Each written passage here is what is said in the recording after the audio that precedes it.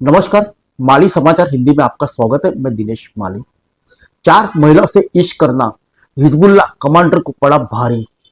Mossad ने इसी कमजोरी से जाल में फंसाकर मारा। आइए जानते हैं विस्तार से।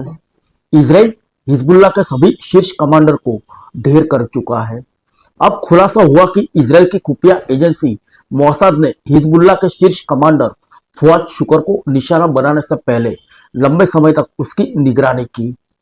फुआद शुकर अपनी एक ही गलती से मोसाद की जाल में फंसा। दरअसल शुकर का एक साथ 4 महिलाओं से प्रेम संबंध था और इन महिलाओं से बातचीत के दौरान ही शुकर मोसाद के जाल में फंसा और आखिरकार मोसाद ने बीते दिनों उसे लेबनान के एक अपार्टमेंट में ढेर कर दिया।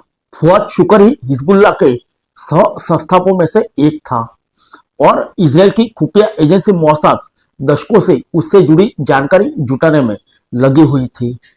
इस दौरान मोसाद को पता चला कि फुआद शुकर का शादी के बाद भी 4 महिलाओं से संबंध थे और वह कथित तौर पर वह एक साथ 4 महिलाओं से संबंध रखने को लेकर खुद को दोषी समझता था। इसे लेकर उसने हिजबुल्लाह के धार्मिक मामलों के शीर्ष मौलवी हाशिम सफीउद्दीन से बात की थी। सफीउद्दीन ने कथित तौर पर शुकर को 4 महिलाओं से शादी करने की सलाह दी थी। इसके बाद शुकर ने फोन पर ही 4 महिलाओं से शादी की। हालांकि यह साफ नहीं हो पाया कि यह शादी कब हुई।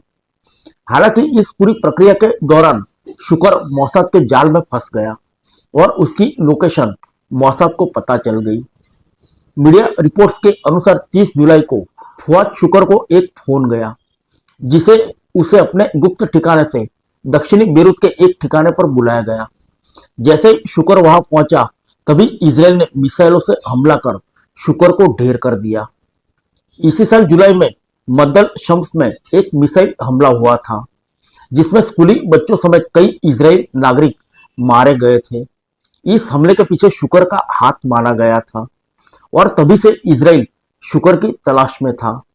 लेबनानी मीडिया के अनुसार फुआद शुकर अपनी पत्नी, 2 बच्चे और 2 अन्य महिलाओं के साथ मारा गया।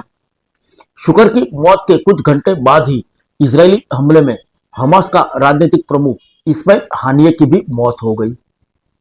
बता दें, साल 1983 में लेबनान के बेरूत में बैरकों पर बमबारी करने की योजना फुआद शुकर ने ही बनाई थी। इस हमले में 241 अमेरिकी मरीन सैनिकों की मौत हुई थी। इसके बाद से फुआद शुकर अमेरिका के सबसे वंचित आरोपियों की सूची में शामिल था।